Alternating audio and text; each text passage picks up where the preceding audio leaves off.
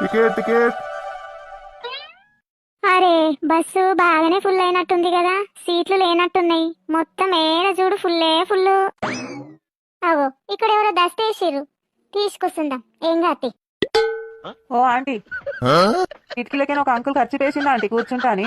ఖర్చు వేసుకున్నాడు కూసోకుండా, ఏడుకోయిండు బస్సు చాలా అవుతుంటే.